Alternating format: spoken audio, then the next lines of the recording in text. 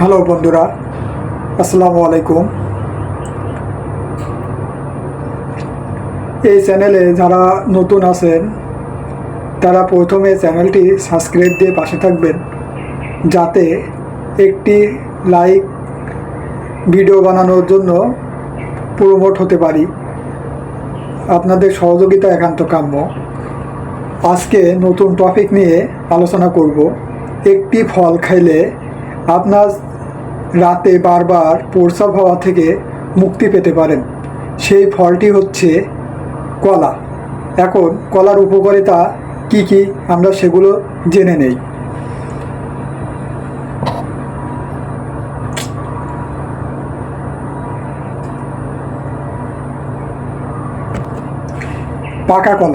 পাকা কলা ভিটামিন বা মিনারেল ভরপুর একটি ফল।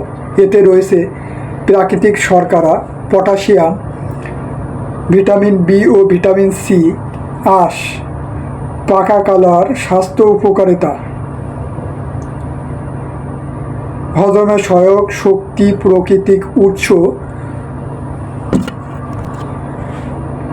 বারবার প্রস্রাবে পাকা কলার সম্ভাব্য উপকারিতা কি কি আমরা জেনে নেই। পটাশিয়াম ঘাটতি পূরণে সহায়ক। বারবার প্রস্রাব হলে শরীর থেকে পটাশিয়াম বেরিয়ে যেতে পারে। পাকা কলা সেই ঘাটতি পূরণে সাহায্য করে। মূত্রথলির স্নায়ু শান্ত করতে পারে। পাকা কলার থাকা ভিটামিন বি স্নায়বিক চাপ কমাতে সহায়ক, যা কিছু ক্ষেত্রে প্রস্রাবের তাড়না কমাতে সাহায্য করতে পারে। শারীরিক শক্তি যোগায়। বারবার প্রস্রাবের কারণে দুর্বল লাগলে পাকা কলা দ্রুত এনার্জি দেয়।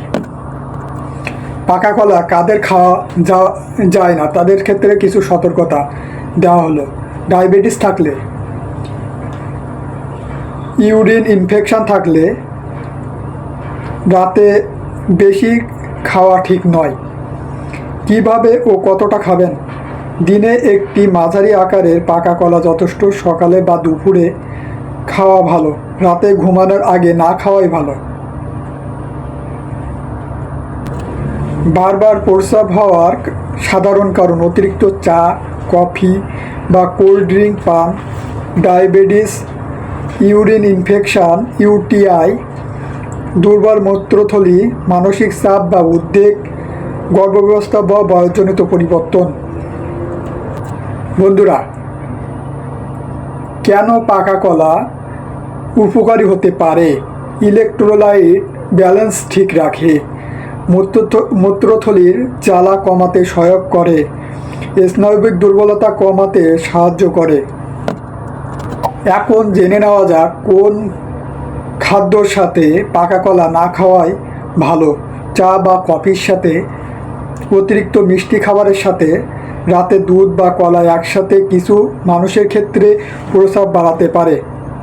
খাওয়ার সঠিক সময় ও নিয়ম: সকালে নাস্তায় একটি করে পাকা কলা অথবা দুপুরে খাবারের 1 ঘন্টা পরে। দিনে একটি বেশি না খাওয়াই ভালো, রাতে এড়িয়ে চলুন। এখন জেনে নেওয়া যাক পাকা কলার সাথে উপকারী খাবারগুলো কি কি। ওটস, দই বা দিনের বেলায় রাতের ভাতের সাথে অল্প পরিমাণ সবজি, পানিতে সেদ্ধ খাবার। এখন জেনে নেওয়া যাক প্রস্রাব অতিরিক্ত হলে কখন ডাক্তারের পরামর্শ নেওয়া দরকার। প্রস্রাবের জ্বালা বা ব্যথা হলে, প্রস্রাবের সাথে রক্ত গেলে, ঘন ঘন ঘুম ভেঙে প্রস্রাব হলে, দীর্ঘদিন এই সমস্যায় ভুগতে থাকলে। পাকা কলা বিষয়ে একটি শেষ কথা বলে যেতে চাই আপনাদের মাঝে।